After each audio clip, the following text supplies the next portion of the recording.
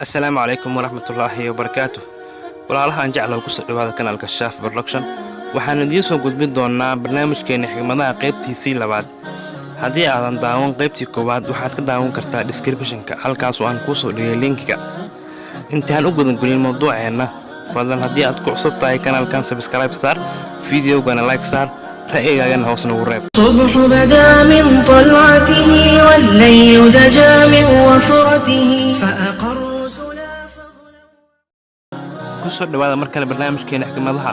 xigmadda ugu horreysa aan ku soo qaadanayna ayaa noqonaysa tartanka aad la gasho dadka ka hooseeya hoos ayuu kugu dhigaa, balse tartanka aad la gasho dadka ka sareeya sare ayuu kugu qaadaa.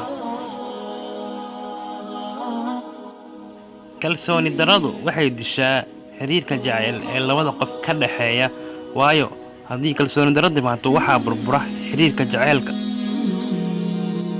qofkii xumaan kugu sameeya wanaag ugu bedel wuxuu dareemayaa awooddaada. ma helaysid saaxiib dhib iyo dheef kula qaybsada. haddii aad heshase waxaad tahay qof aad u nasiib badan.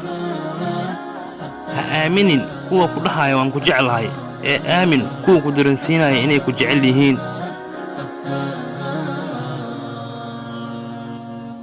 dhallaan kastoo dhasha horay kama ordo, dadaalkaaga mirihiisuna waa sida oo kale oo horay kama helaysid.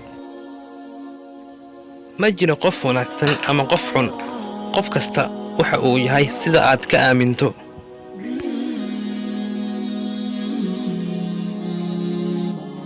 hantida ugu qaalisan ee aad haysato waa waqtiga. ku bixi waqtigaaga meel ku habboon.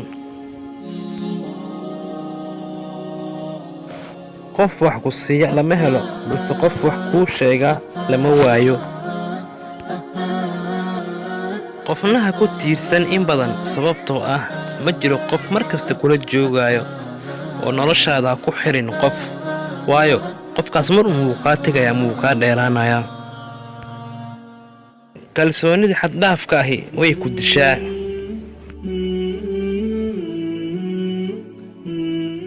fogaantu dhib ma leh mar haddii xididadu xiriirku uu xooggan yahay. xigmadda ugu dambaysa in aan rabo barnaamijkeena ku soo gabagabeyn ayaa waxay noqonaysaa dheef ayaa la weydiiyey oo layidhi dheefay xaggee lagaa helaa oo aad joogtaa. dheeftii ayaa ku jawaabtay dhibta gadaashiis. waa hagaag, waan filayaa xigmadahan muhiimadooda ama waxaa loola jeeda inaad fahanteen. tan iyo intaan ku kulmi doono barnaamijka mid lacayn ah waxaan idinkaga tegayaa. السلام عليكم ورحمة الله وبركاته.